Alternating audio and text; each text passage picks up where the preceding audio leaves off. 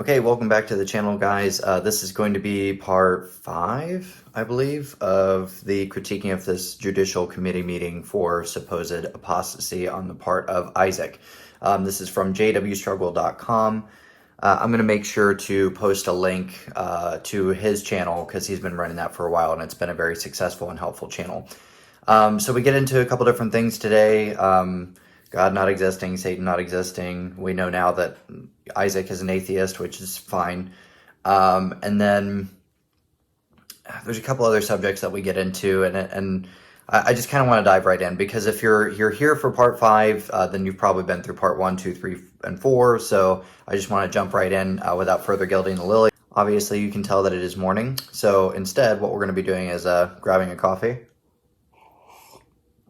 Oh, that's so righteous. All right, and let's get into it. Go.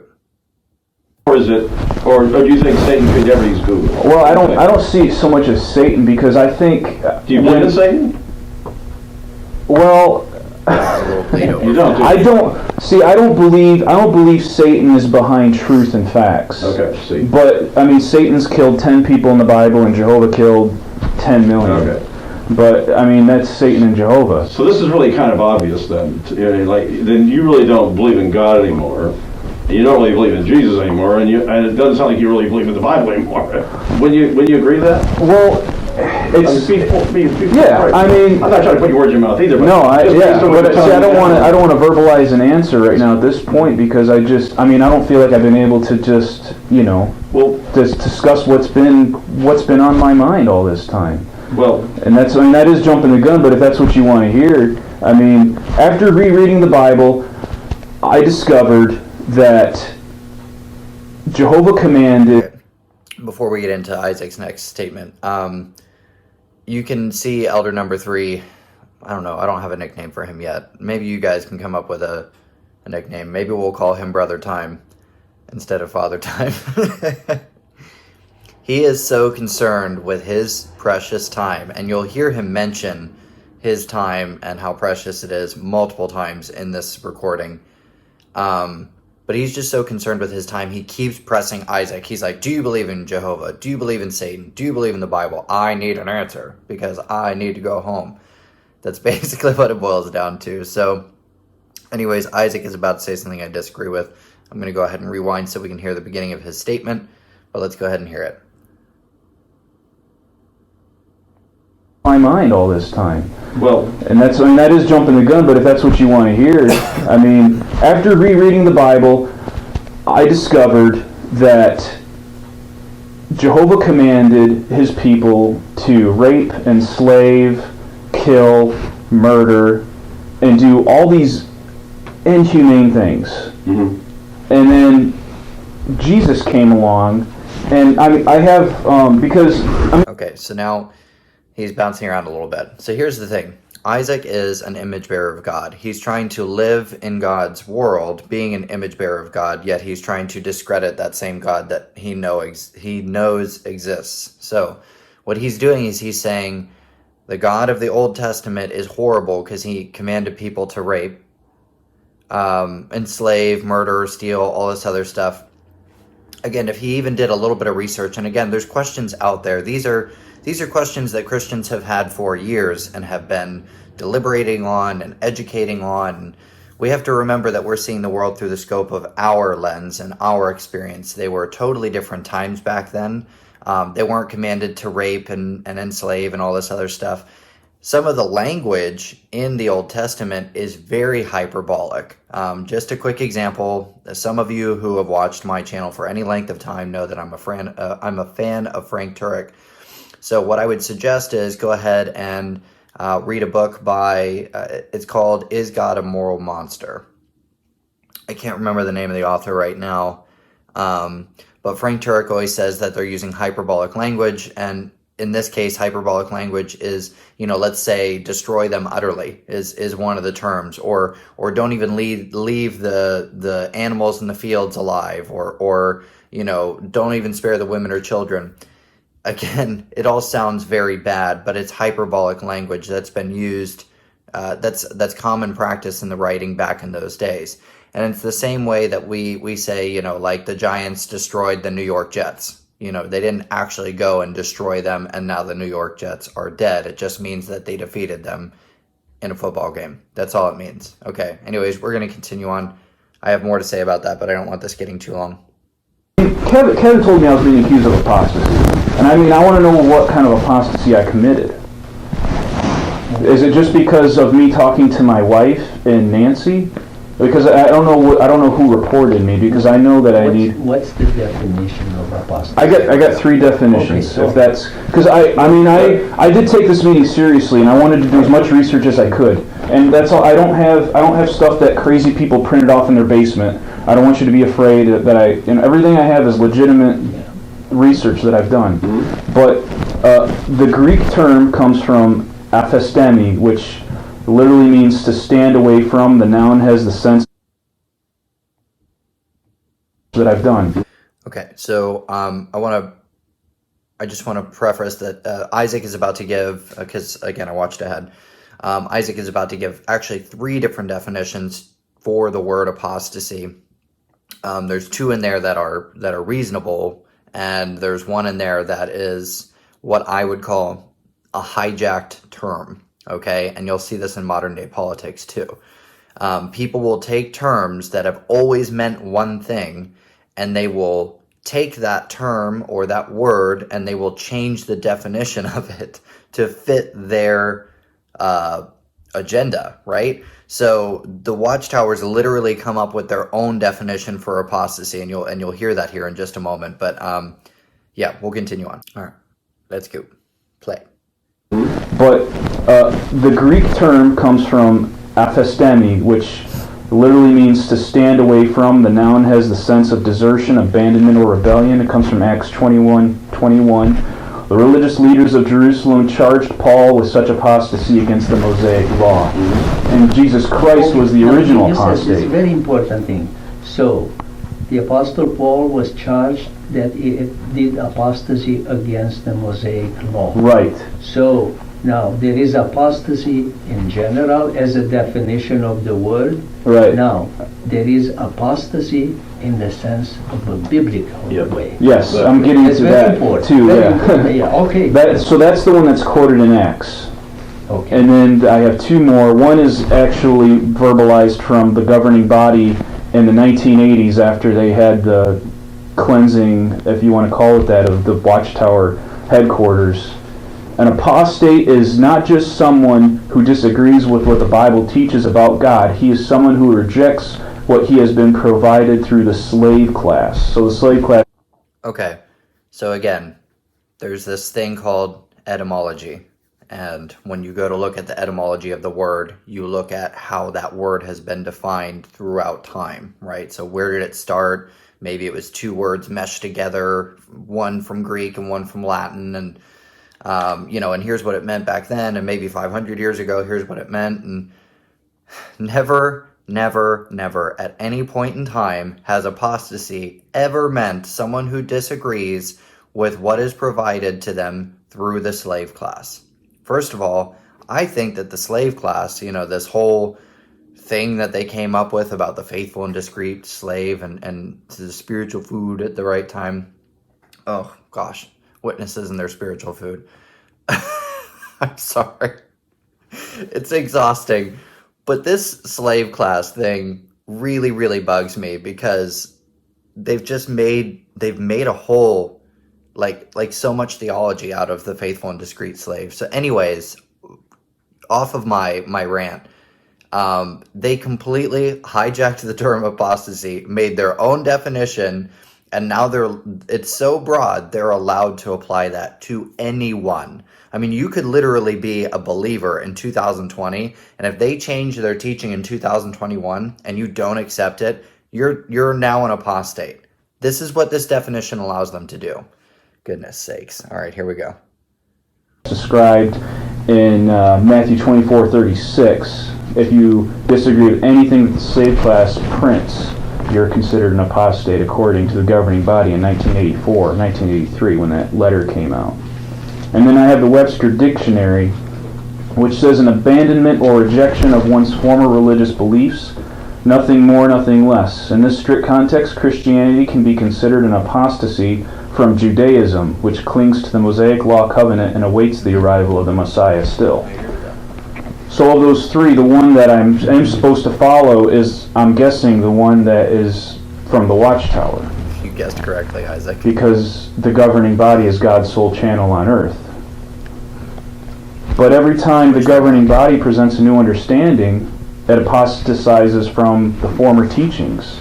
Anytime there's new light, Okay. it does it right. I mean, because because if it changes, then Seems if somebody doesn't want to follow the change, like with the generation that happened in 2011, 2012, I think, when they if somebody didn't want to follow, if they said, you know what, how does a generation overlap another 30 years of Okay, if what is coming up is about to happen, I think if it's what I think it is, then just brace yourselves. That's all I'm saying, because Elder 3, let's just call him Brother Time, comes in heavy. A generation is a generation. How they redefine what that means. If somebody disagreed with that, which tens of thousands didn't agree with it, but there's many who just went along with it. So if somebody disagrees with a new interpretation of Scripture, of prophecy, you're considered an apostate by definition of the Watchtower term, but not with the original Greek term or the Webster term. I would disagree with so many things you're saying, but we don't have 19 hours tonight. I know. And I know your brother's time is precious. We can take every one of those pages and we can spend weeks and we could go over. Right. We can sit here and listen to you blabber on about this, and I'll be honest with you, time's precious. I mean, I get where you're coming from. I think it's real obvious where you're coming First of all, he mentions time. Like, we could spend 19 hours on all these pages, weeks and stuff, and then he's like, oh, we could listen to you blabber on. Like, this is his true colors, he did not hide them at all. Like, this whole judicial committee meeting is maybe all of an hour and a half, and this guy cannot hide his impatience with the fact that Isaac is just trying to get some, I mean, he's, maybe making some completed statements, but he's also asking these brothers, did you know about this? Or, am I going crazy here? And this guy's like, listen, my time is precious and I don't want to hear you blabber on. One of the three elders who's supposed to be determining whether this guy is allowed to speak to his family again is talking about him blabbering on with all of his research, is basically what he would do. He'd do air quotes. Oh boy. Okay, Brother Time. Let's continue, shall we? I might need another coffee. All right. Let's keep going. from. I mean, I don't think you like this organization. Is that what you're saying? Well, it's not that I love this organization. I love it because my family is in it, and I know I know what's going to happen if I come in here and say, you know what, I don't believe in it. I don't believe these guys in New York are directed by God. If I say that kind of thing, then my family's taken away from me. Right. Because my parents don't talk to me. I lost my marriage. Right. I lost my marriage over this because I tried to talk to my wife about things I discovered. Mm-hmm. Okay, so I think at this point we can all empathize and agree with the fact that, I can hear the stress in Isaac's voice. So he has Brother Time pressing on him. I don't think you like this organization. Do you love this organization? He's demanding an answer from Isaac right now. My time is precious, right? Brother Time coming in strong. And then we've got Isaac who's like, listen, if I come out and say that, then my family is taken away from me. My parents don't speak to me right now. I'm losing my marriage. Like, I can hear the stress like in his throat. Like, I can empathize with him. I feel so bad for him listening to him because he's coming a little unhinged here because he's being pressed to say something that he knows if he says it out loud, if he verbalizes it in this secret elders meeting, then what's already happening to him right now is just going to be solidified. And that means that even if there was people in the congregation who were speaking to him, the chances of that continuing on are gone. This is horrible. This is a horrible type of punishment. It's completely unscriptural. It's unbiblical. It is not church discipline. What the Jehovah's Witnesses do with this fellowshipping is not church discipline. And anybody can come at me over that one and we can hash that out in the comment section. But this is not church discipline. This is evil. All right, let's keep going. Almost disfellowship for what I was doing in the Coast Guard. You know, and then I find out about double standards that have been, like the Watchtower Society being part of the UN for 11 years. And that, United Nations. I don't know how you were almost disfellowshipped. I would have voluntarily, this is what the, I don't know anything about him being The verbiage here. disfellowshipped. So that's, the KS-10 on page 112, taking a course contrary to the neutrality of the Christian congregation. If he joins a non-neutral organization, he's disassociated himself. Right. So I would have voluntarily disassociated myself by being in the Coast Guard. Yeah. But, you know, to be part of an NGO in the UN, the Watchtower Society accepted that they would support the Charter of the United Nations. So the Watchtower Society can be part of the United Nations as an NGO, but then disfellowship me for being non-neutral. Okay, he brings up some super good points here. I don't want to spend too much time on it, but listen up. At one point in time, if you would have joined the military, you would have been disfellowshipped. So again, you're shunned, you can't talk to your family, friends, you guys know what it is by now. I think there was some legal stuff that happened with the Watchtower, and they figured out very quickly that they could be sued over that because that is unconstitutional. This is, again, a hearsay from what I understand. So the Watchtower changed their policy. If a person joined became non-neutral as a Christian and joined the military, they voluntarily disassociated themselves. Listen to that verbiage. Voluntarily disassociated. What is the punishment and for disassociation? Well, it's exactly the same as disfellowshipping. So what they put in their writing is that this person is voluntarily doing this, even though that person is not voluntarily doing it. They are being made to disassociate by the elders. It's horrible, it's evil, it's cultish. Again, come at me. Let's discuss it in the comment section. But it's so wicked. And then, on top of it, when he discovered that the Watchtower Bible and Tract Society was a part of the United Nations as an NGO, non-governmental organization, that means that they had to accept the charter or the mission statement of the United Nations. In that action, they became non-neutral. They should have disassociated themselves and shunned themselves, but they didn't. So he brings up a very good question. First of all, how do I disassociate myself if I become part of the Coast Guard, but they can be part of the United Nations as an NGO and be non-neutral, but not disassociate themselves? They're hypocrites to the highest degree, and they don't care about individual Jehovah's Witnesses. These are, again, cult and control tactics. All right, let's continue. But they can be non-neutral themselves. In 1998, in the Wake, I have that page printed out. 1999, 1998. Why do you go back to these older copies? Because they had to print positive things about the UN. Listen, he's going back to 1998, 1989. Those are not old copies, and this cracks me up. Whenever you bring up an old Watchtower or an Awake, and it doesn't have to be that old. Like, he literally just brought up something from, 18, 20 years ago? How old is the Bible? It's over 2,000 years old. I mean, what are these guys even talking about going back to these older copies? As if that's not truth anymore, because it was 20 years ago. Again, these should all show you that you're in a high control or a cult. High control group or a cult. Madness. Okay, we're gonna have to probably pause it there. Okay, so we're gonna have to pause it there. I had entirely too much to say about this particular meeting. Again, we got Brother Time coming in hot, and I can't stand that guy. Again, I'm praying for him. Jesus tells us to pray for our enemies, so trust me, I used to be horrible in the same way that he's horrible. I'm still horrible in some ways, but man, and guys, the best is yet to come. I know I keep saying that, but he is going to surprise you. All right, so I hope you found this one entertaining and educational in some ways. Again, I said entirely too much, like more than I thought I would, because some of these topics just got under my skin so much. So I'm going to be working on part 6, hopefully here pretty soon. But if you guys, again, have any comments, please leave it down in the comment section below. Again, I'm going to try and plug jwstruggle.com and his YouTube channel. I'll put a link to the description to that video. And let's look forward to part 6. All right, God bless you guys. Thank you.